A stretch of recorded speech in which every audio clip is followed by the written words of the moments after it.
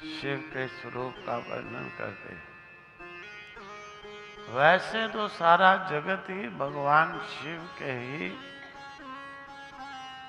स्वरूप है। बताया था आपको, कण कण में शिव होते हैं। लेकिन क्या है, इस शरीर के अभिमान के कारण व्यक्ति को विस्मृति हो जाती है, भ्रांति हो जाती है, अज्ञानता छा जाती है। तो शिव सगुण और निर्गुण दोनों प्रकार से जो है इस सृष्टि में व्यापक होते हैं। तो कहते हैं सूत जी महाराज, ऋषियों सुनो, यच्चादौ हि समुत्पन्नं निर्गुणात् परमात्मनः तदेव शिव संज्ञम हि वेद वेदांतिनो विदुः। तस्मात् प्रकृतिरुत्पन्ना पुरुषेण समन्विता ताभ्यां तपा कृतं तत्र मूलस्थे च जले सुधिः। पंचकोशीति विख्याता काशी सर्वा अति ब्रह्मा व्याप्तं च सकलं श्वेतकल्पं विदतो मतम्। संभाव्य मायया युक्तस्तत्र मुष्टो हरिसवै। अब देखो, ऋषियों सृष्टि के आदि काल में सबसे पहले एकमात्र जो है निर्गुण परमात्मा थे, और उन निर्गुण सदाशिव से उत्पन्न हुआ जो तत्व, वही शिव संज्ञक तत्व है। वेद वेता लोग जो हैं वो इस प्रकार से प्रमाण मानते हैं, और उन्हीं शिव से फिर एक सुंदर बुद्धि वाली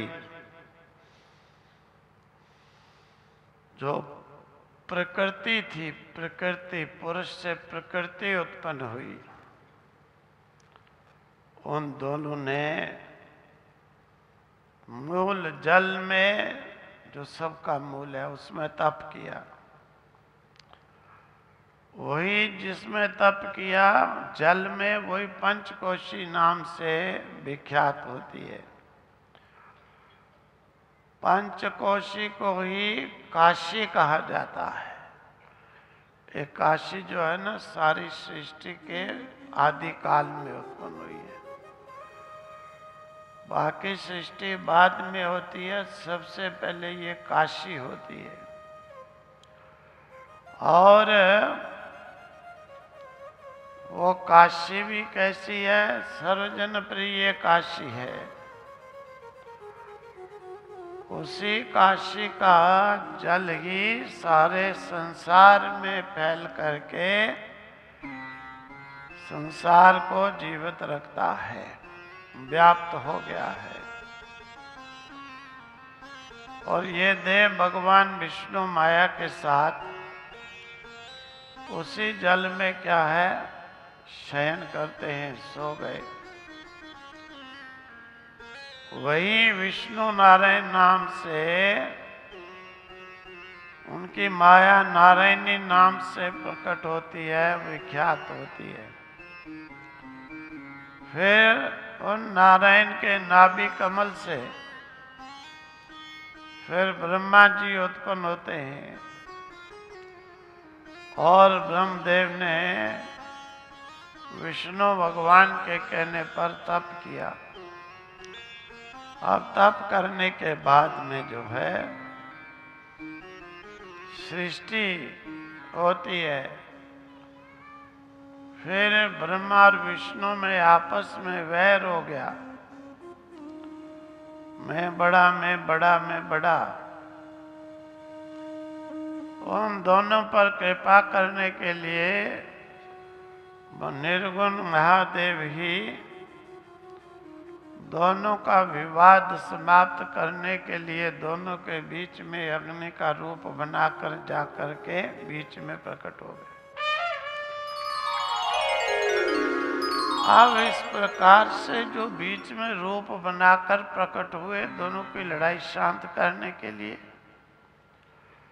वो भगवान का सगुण रूप हो गया। वो निर्गुण शिव ने जो रूप बनाकर दोनों के बीच प्रकट हुए उसी को सगुण महादेव कहते हैं। वही जो है शिवलिंग के नाम से सबसे पहला लिंग वही था, वही सबसे पहला शिवलिंग व्याख्यात हुआ अग्नि के स्वरूप में शिवलिंग। इस प्रकार से दोनों को फिर उन्होंने दी अपनी शिक्षा, समझाया बुझाया, व्यर्थ में मत लड़ो, न बड़ा तुम है न बड़ा तुम है। इस प्रकार से कहते हैं भक्तों के निमित्त से वो भगवान सगुण रूप धारण करके रुद्र के रूप में भी प्रकट होते हैं। और जो लोग उत्पन्न हुए हैं क्रमशः के अनुसार वे अपने कारण में जो है लीन होते हैं। मतलब ये शरीर है ना, ये शरीर जैसे अपनी उत्पत्ति है वैसे ही ये विलीन भी हो जाता है। पंच महाभूतों से उत्पत्ति है तो पंच महाभूतों में ही जाके विलीन हो जाता है।